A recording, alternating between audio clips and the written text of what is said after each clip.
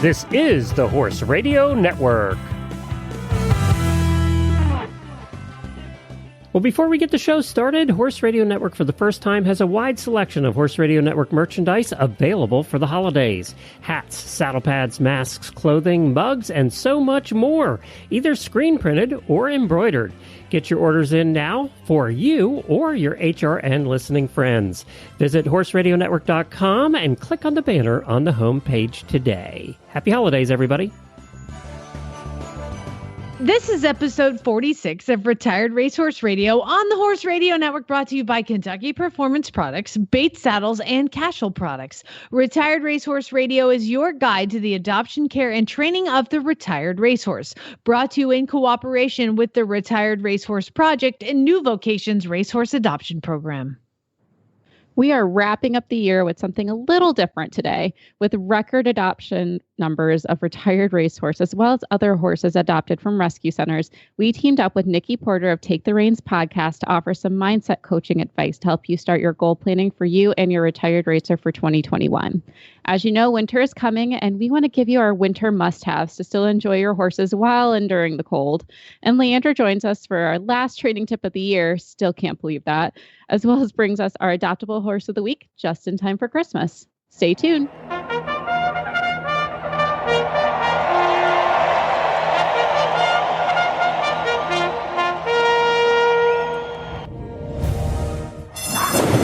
And they're off on Retired Racehorse Radio, the podcast that is your guide to the adoption, care, and training of the retired racehorse. This is Jamie Jennings in Norman, Oklahoma. And this is Joy Hills from Kalamazoo, Michigan, and you're listening to Retired Racehorse Radio. It's fitting, Joy, that we're going to talk about record number of horse adoptions, considering, I kind of I've been looking for something for myself because I train a lot of horses, but I don't really have a performance horse when I can go compete in shows. So I've been looking. And so I went to Horse and Hound Rescue in Guthrie, Oklahoma, which is where I train a lot of horses from. And I saw one. Joy. Saw one? God. I saw one, and he's so pretty, and he's so sweet, and he's right off the track. He's been off the track 5 days when I brought him home, and so he's going to need some downtime. So I saw him, and I loved on him, and I put him in the round pen that they have, and I'm like, ooh, I like it. And then she was like, well, there's one other one that came in with him. And so this is the gray horse. And so I put the gray horse back and I go to get the black horse. And I'm like, okay, great. Well, I already love the gray horse. So then I put the black one in the round pen and I was like, oh my God. He's so nice too. So of course you BOGO'd. Well, they might be both here rehabbing it from the track. So I just thought, they're both super nice and I love them both. And kind of whichever one I don't decide to adopt will stay for training anyway. So it just was it just made sense. But now that they're both here, I'm like, can I afford to?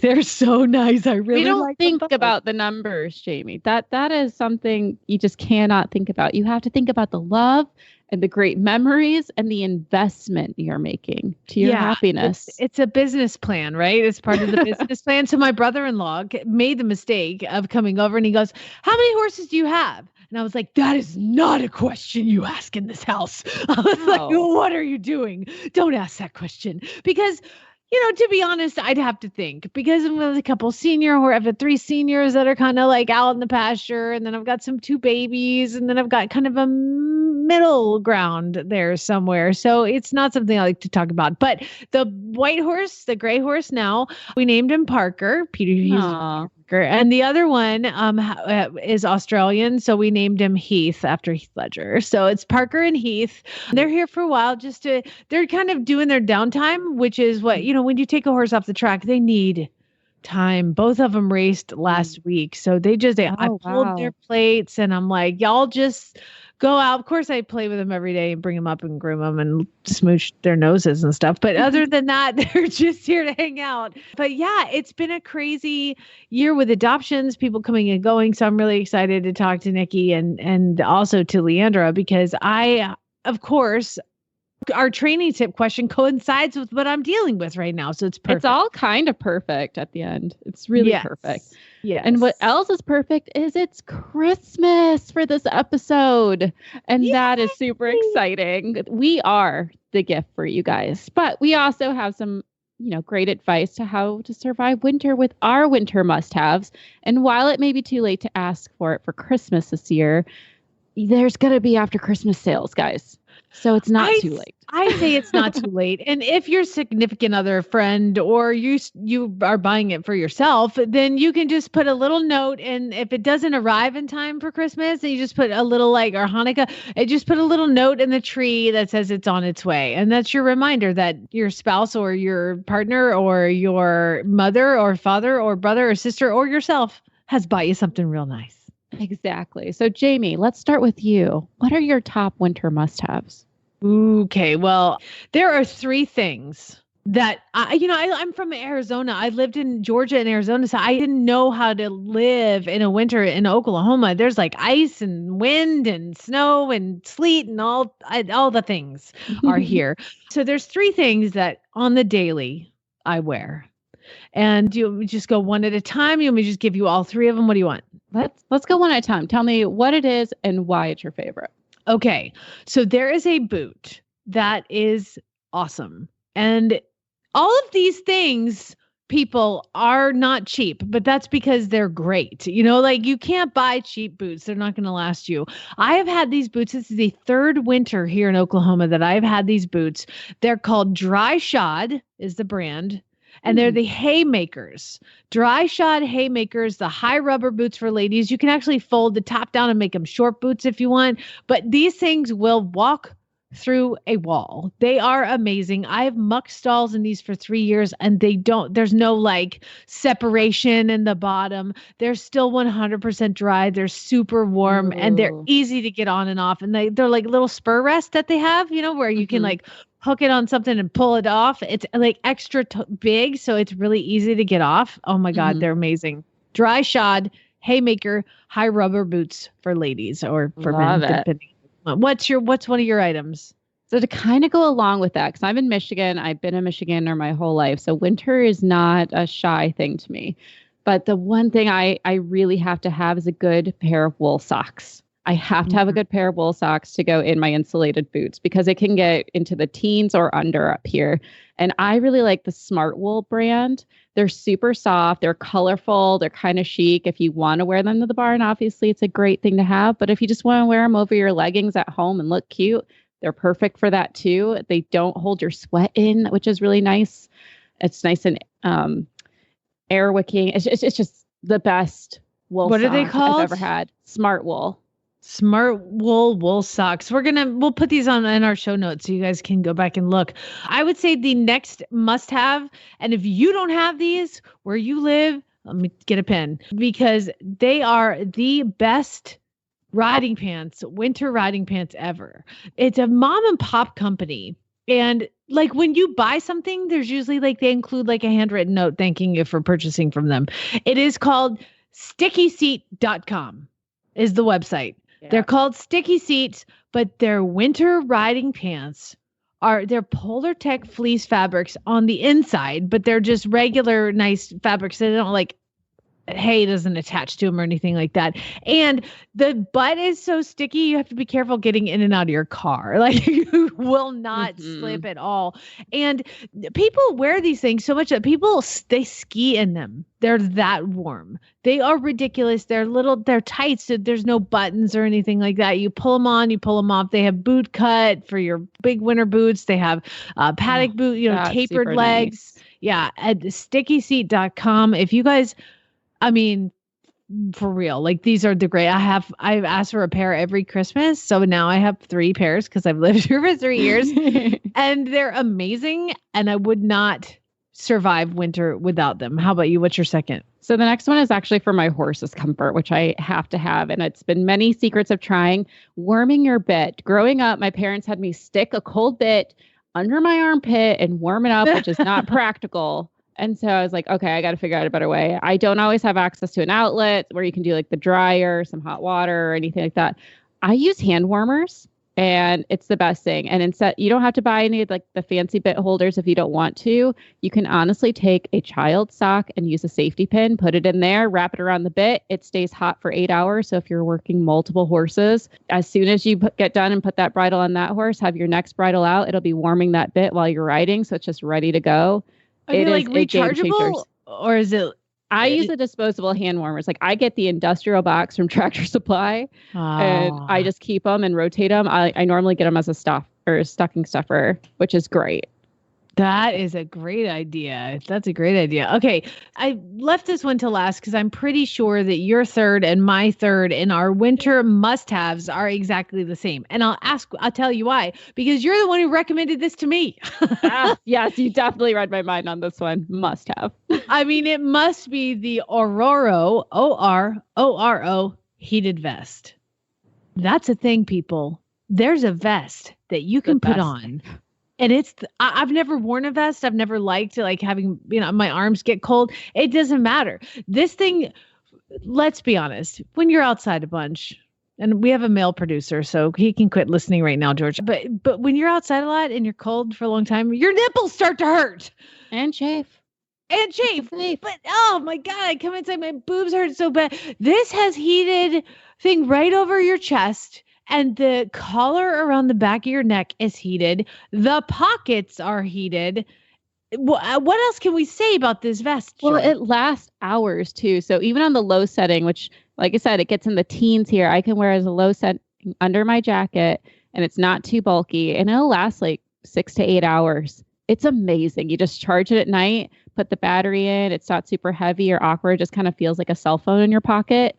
Just like hand wipe it clean when you're done. If your horse likes to rub its nose on it, like mine, but that's okay. It's so fantastic. I mean, you recommending this to me. This is my first winter with one. I got it for my birthday back in October, and you were like, yes, this is the one you want. And dude, it's life-changing. And it's reasonably priced. I think it's $130 on Amazon. We'll link it in the show notes, but I've had mine since 2016 and it's still going strong. So definitely a good investment piece. Yeah. I couldn't live here without it. I'd have moved back to Arizona. So Ororo heated vest, O-R-O-R-O. And when you do make a payment to PayPal, don't be afraid, because all of a sudden I got a receipt that was all in Chinese. And I bought one for a friend this year because it's that great.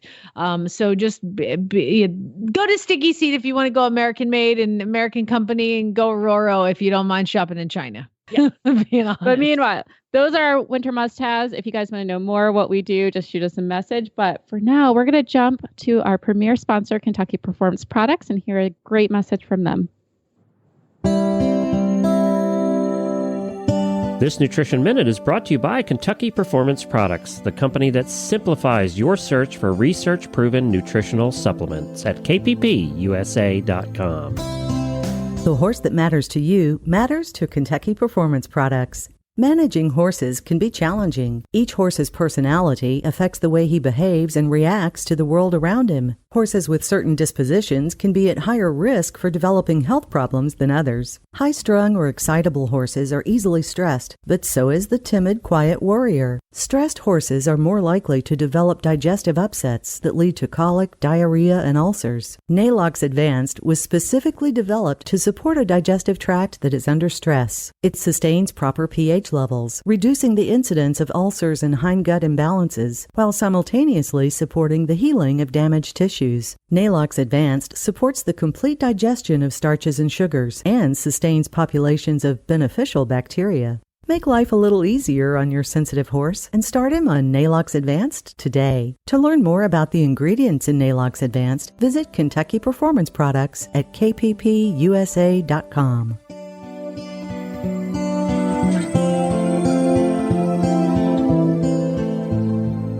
It's 2020, and to be expected, our last show of the year would have to have something happen. I don't know. Joy's audio just quit. So we've called her on the phone. And so if it sounds weird to you, it's because Joy's now on her phone. The Skype died.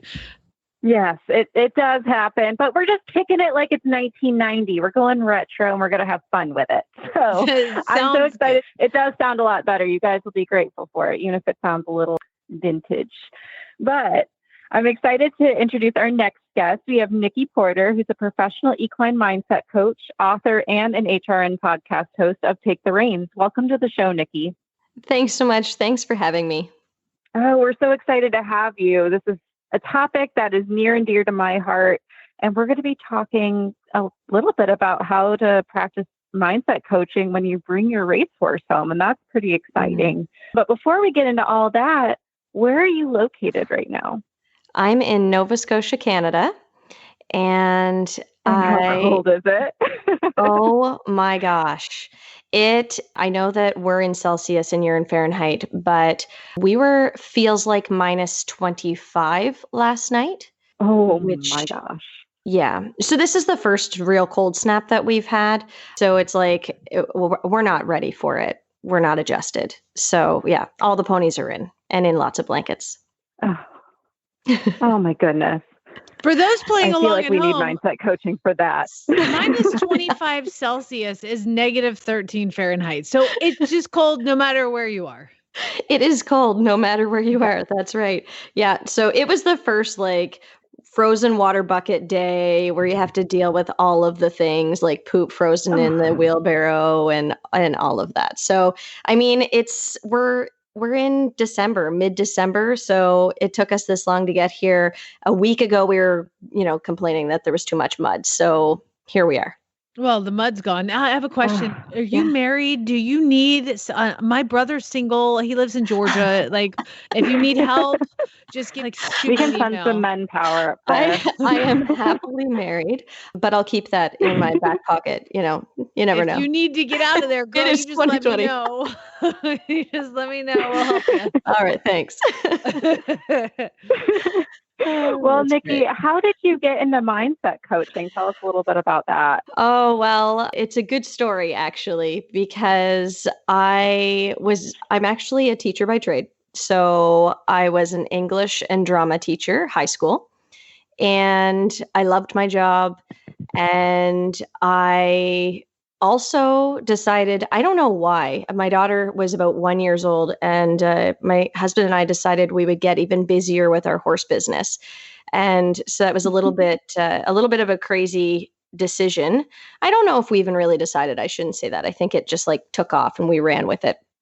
And so my husband and I were on the road we were doing at the time trail clinics, which have transformed into horsemanship clinics with obstacles, essentially. So we're on the road every weekend. We have a young daughter at home and I'm teaching 5 days a week. And what I started seeing was that I was super, super pumped coming off of my clinics on the weekends. And then I was going into work and having a really hard time maintaining my energy and, just doing my job and making sure that I was bringing my best self into my classroom. And so I really started diving into a lot of personal growth. And prior to that, I was really interested in it as well. More so just on a little bit of a personal growth journey and seeing different changes in my own self and where I wanted to go and reaching goals and that sort of thing. And then I started incorporating what I was learning into the horse side of things. And so what I started to see when I was teaching was that a lot of the communication things that were happening with people were happening from mindset level, but it was happening in all areas. So whatever their horse was showing, and I'd say, okay, well, this, you this is what your horse is offering. They're like, oh my God, don't talk to my husband. That's what my husband would tell you right now. So, I was really enjoying that. And then I decided one day that maybe I needed to make that what I do in order to be able to sustain a healthy energy for myself. So that's my story. Definitely one of those lovely, happy accidents of where it was meant to be. Oh, absolutely. I love that. Yeah. Well, taking advantage of your skill set here, I want to run a scenario by you. Sure. Let's say we've had record number of adoptions, especially in the racehorse industry, which really surprised us with COVID. Just we thought there'd be an influx. So it's great to see, but that also means a lot of new horse owners have brought these horses home. before someone is researching all of our adoptable horses of the week and saying, I really love this one, what should they be thinking in their head before they bring that horse home? Oh, that's a really good question. So with anything that we do, it's really important to understand our why behind it. So if you're looking, can we go to goals just for a second? Because typically, if I'm saying, okay, I'm going to bring this racehorse home, normally that comes with a set of goals where you're like, okay, this is A, B, C, and D, what I'd like to accomplish. Mm-hmm. So if we think of it that way, then it's really important for us to think of, okay, where am I right now? And why am I wanting this? Why am I wanting to bring this animal home? And then what am I looking to accomplish?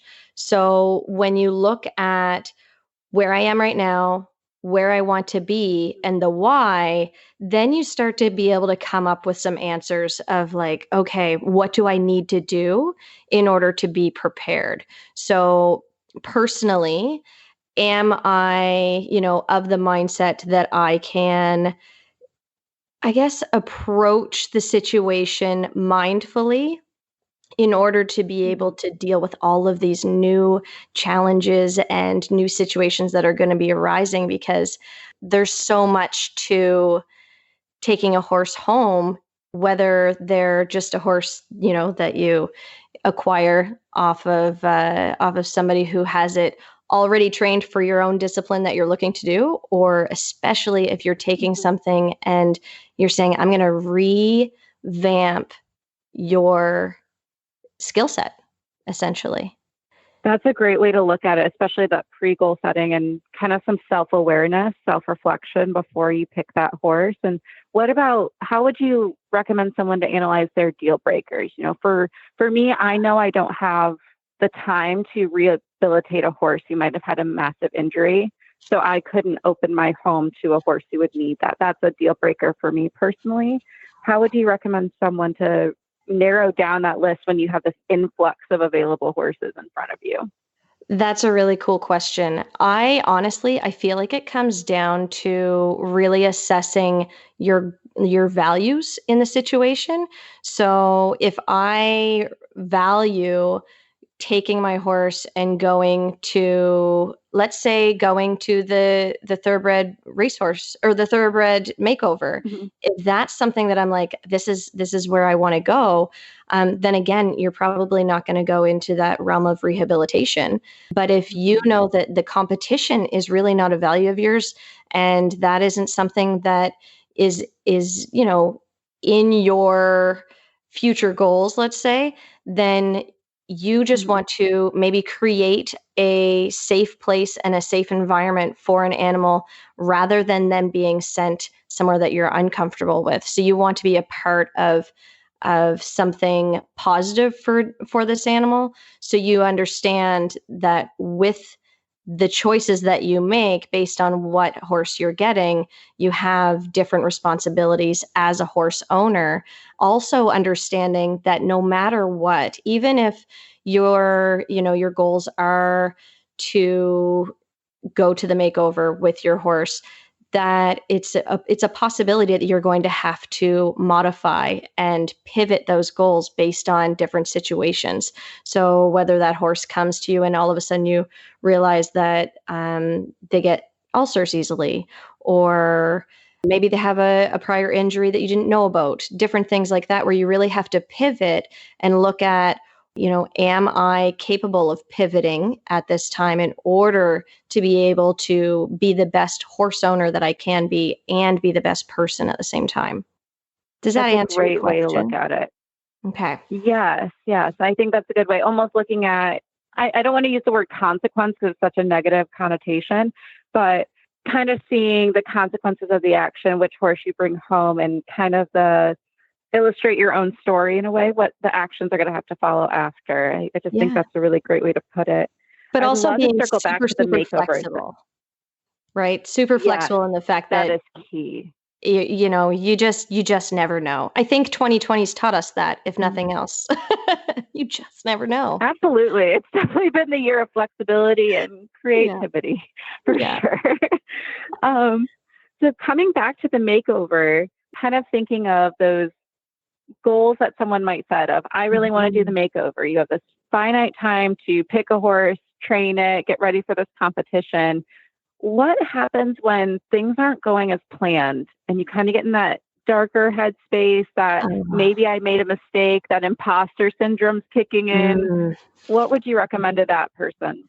Well, honestly, it really comes down to your personal belief, right? So your belief in yourself and your abilities. That imposter syndrome, it's really interesting because it comes up when we come against obstacles, or say we like start seeing that other people are accomplishing things and we're looking and going, oh my gosh, they're so much farther ahead.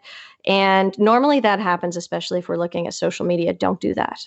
It tends to not be reality. People like to put their highlights. So when you think of the why, first of all, why are you doing this?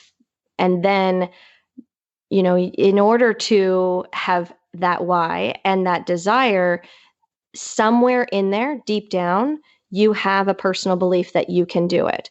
And once you really tap into that personal belief and you can make that, I don't want to say mantra because I don't know how much I really love the term mantra because it's been used so often and it's in such a flippant way, but essentially you're creating your own motivation, your internal intrinsic motivation by reevaluating your belief in yourself and then looking at the horse and allowing them to reflect back on you that you can do A, B, C, and D. Now, if you're stuck in this place where you're saying, okay, maybe I shouldn't have, I don't think I can.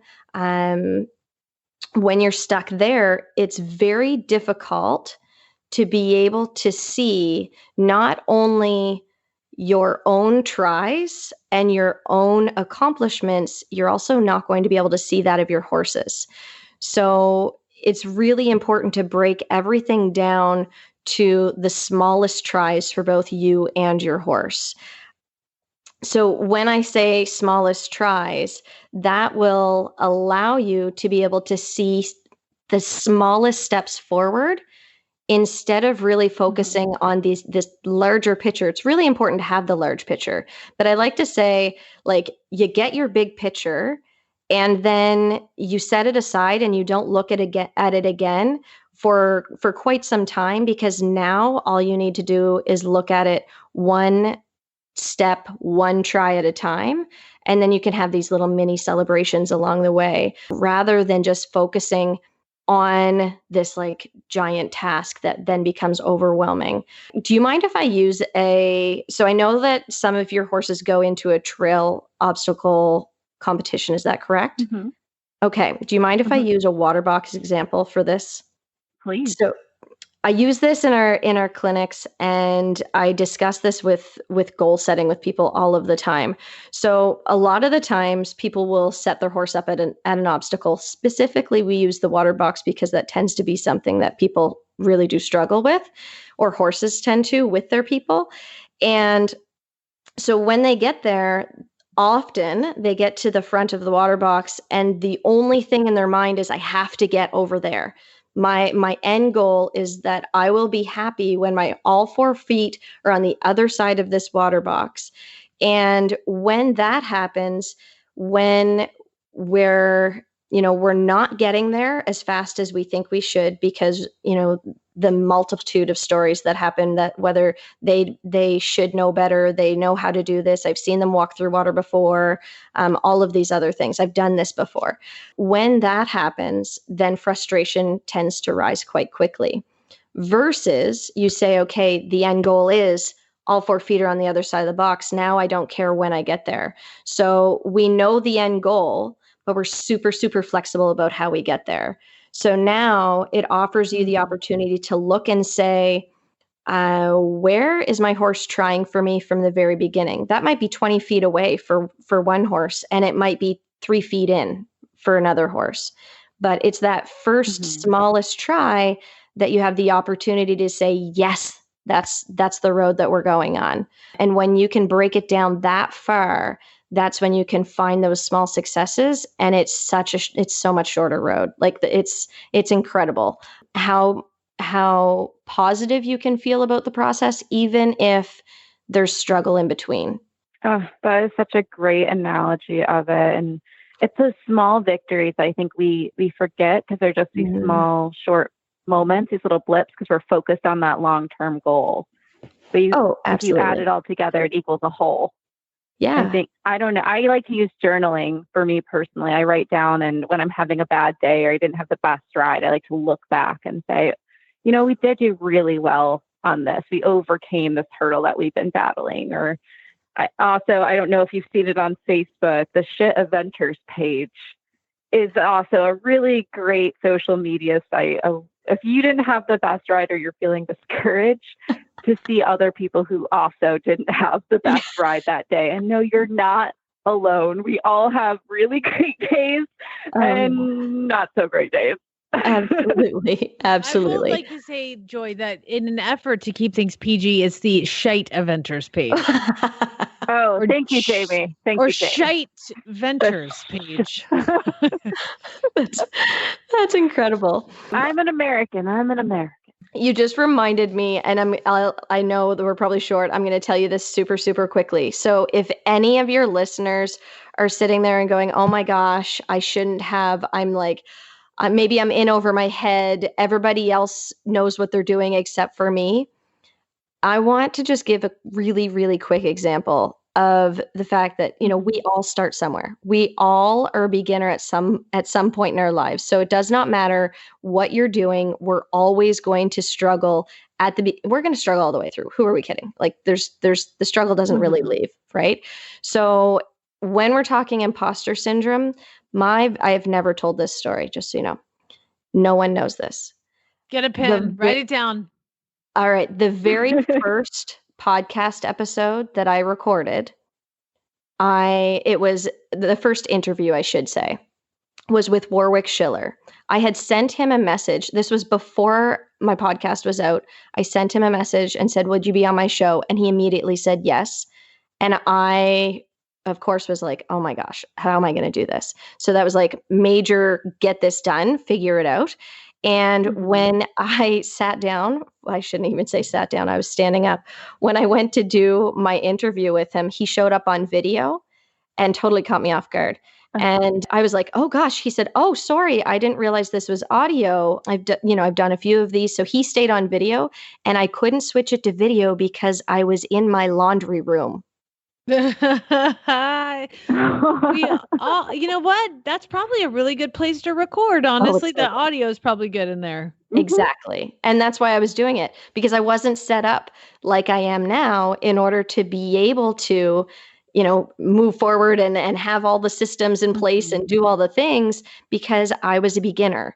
And we all have to allow ourselves to be beginners. And we all have to realize that, it's best just to start and then ask questions and just get the support that you need. Support is the biggest piece to the puzzle, in my opinion. Mm-hmm. Yeah, I absolutely. agree completely with that. Yeah, great information. You tell everybody where they can find your podcast. My podcast would be on all of the channels, really, but Horse Radio Network is where you can find it most specifically, because you know how to get there. And it's Take the Reins.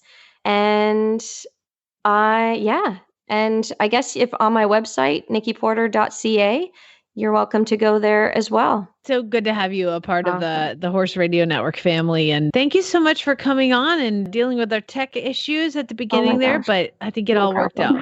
No problem. Thanks for having me. All right. Thanks, Nikki. Thanks, Nikki.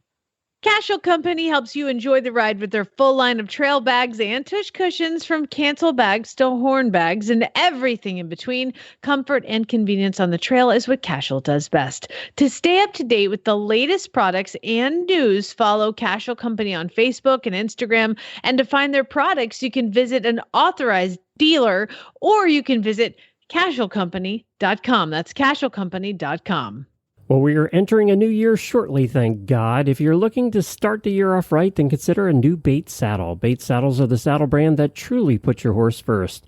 Enjoy comfort, optimum balance, and seamless contact with your horse, leaving you free to concentrate on your aids. Consider the new Bates Artiste Dressage saddle. It features a movable Flexicontour block, adjustable ergonomic stirrup bar, and luxe leather. The new Bates Artiste Dressage saddle has a position so natural and a connection so sensitive that the saddle all but disappears and your performance is amplified.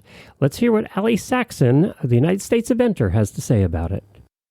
I really liked the streamline look that it gave. I love the Advanta, and I love the close contact of the Advanta, and I saw very similar features in this saddle as the Advanta had, so I was really excited to see how it felt once I sat in it. Sitting in it, I liked the close contact feel that it gave it right away. With the Webers, it also gave the ability to kind of really wrap your leg around without having any interference.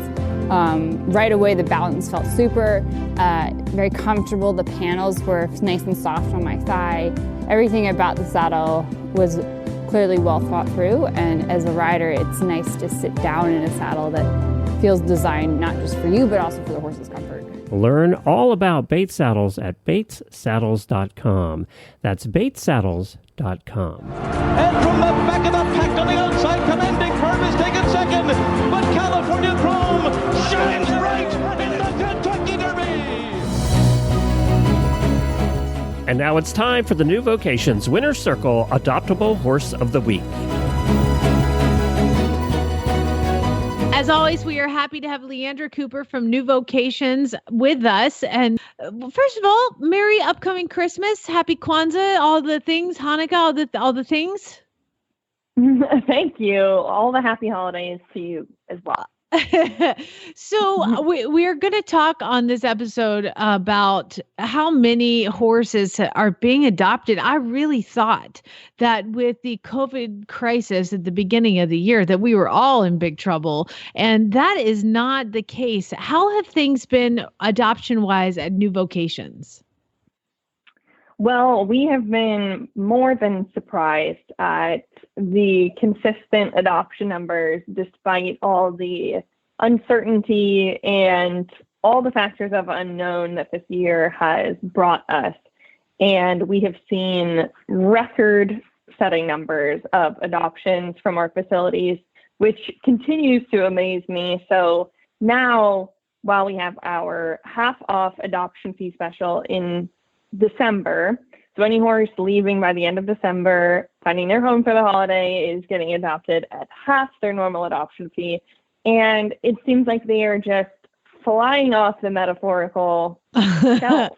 We can't keep them around. People are still adopting, which is so heartwarming and just so exceptional. I am excited for all of these horses who continue to be able to find these amazing homes despite everything going on, because it just, wow, it's just blown me away.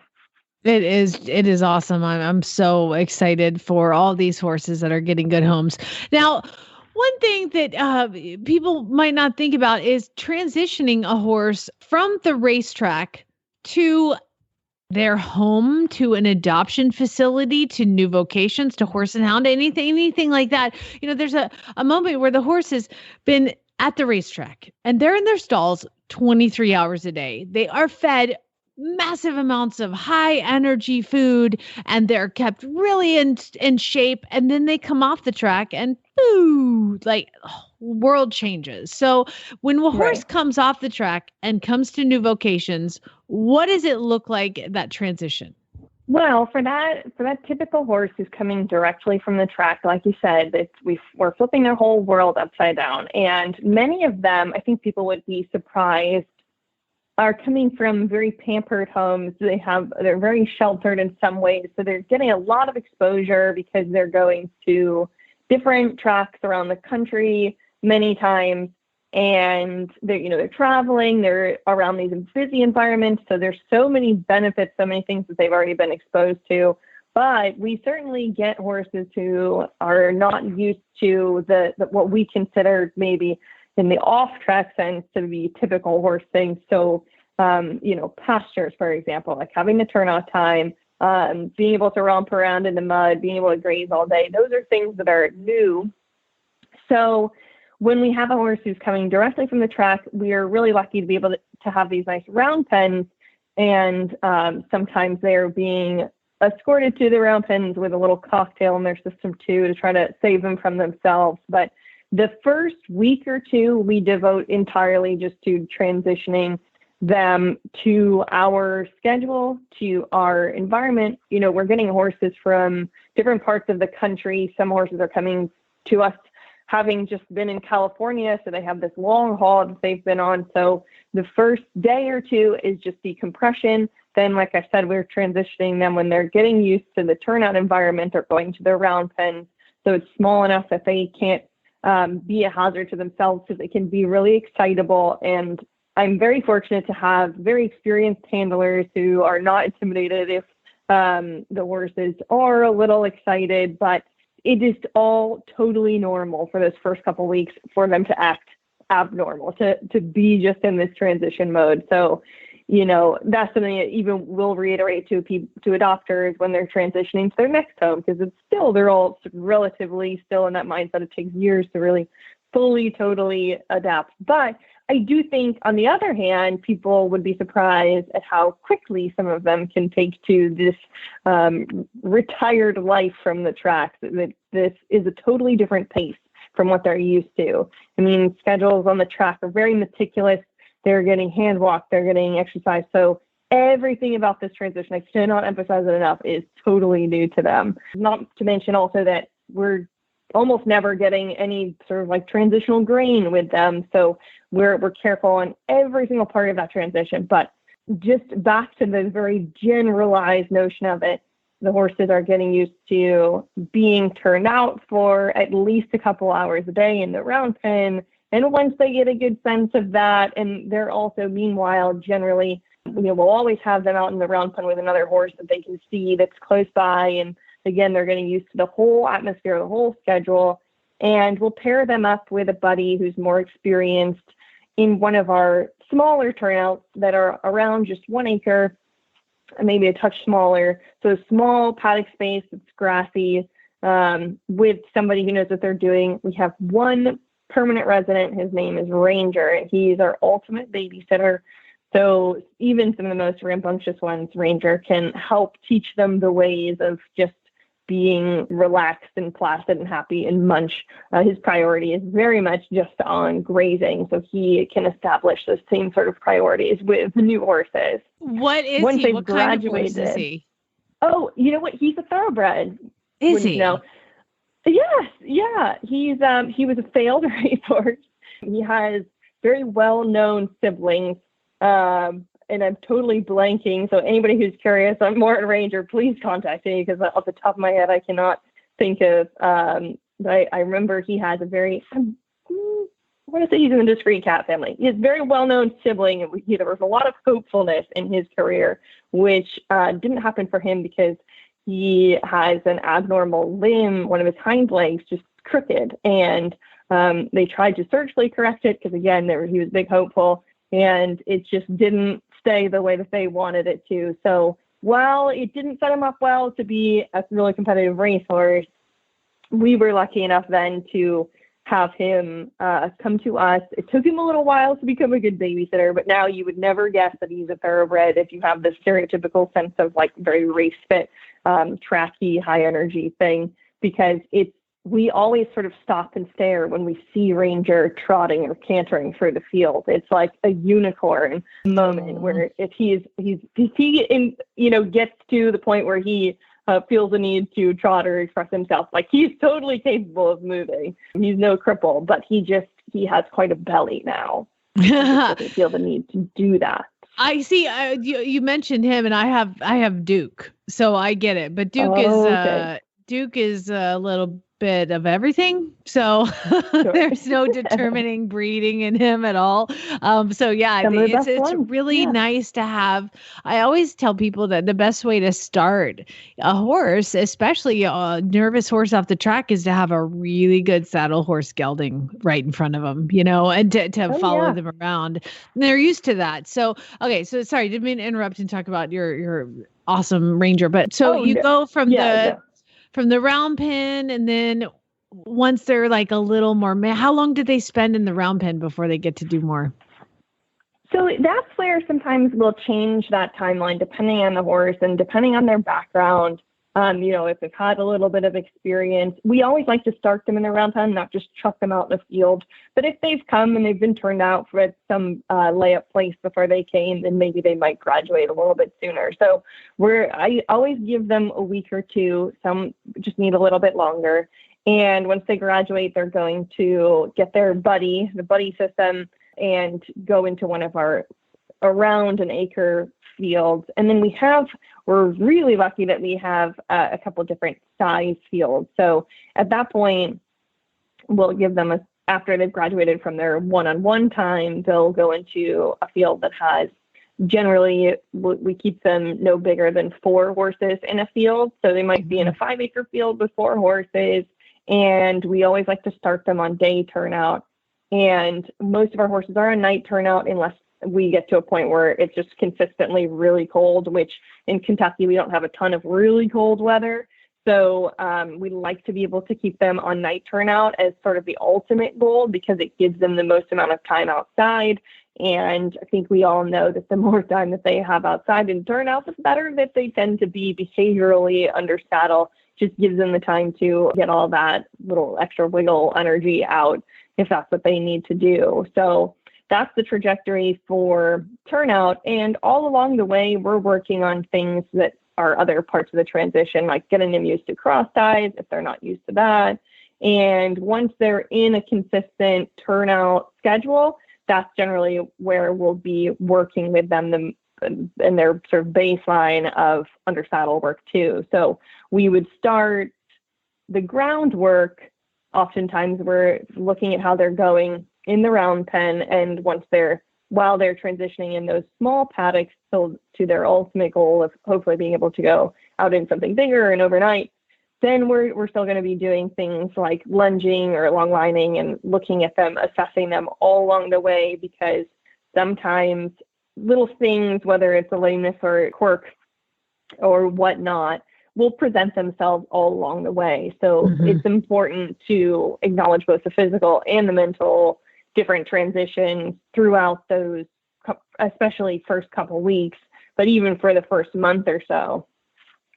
Yeah. So, well, it sounds like, the main takeaway of that was just look at the dang horse and see what it's telling you it needs. I mean, that's kind of absolutely the thing. Now, one horse that we are going to highlight today, it seemed, I was looking through New Vocation's website, and there are a lot of adopted stamped along the front of the pictures of all these horses. Oh my gosh, it's amazing. So one horse that is available right now is Star Dreamer. Star Dreamer, barn named Stella. She is a 3-year-old mare, 16 one-hand, dark bay, and she's got a pretty big asking price. $2,500. Wait, no, that's cut in half. She's only $1,250 until the end of the month. Tell us about her.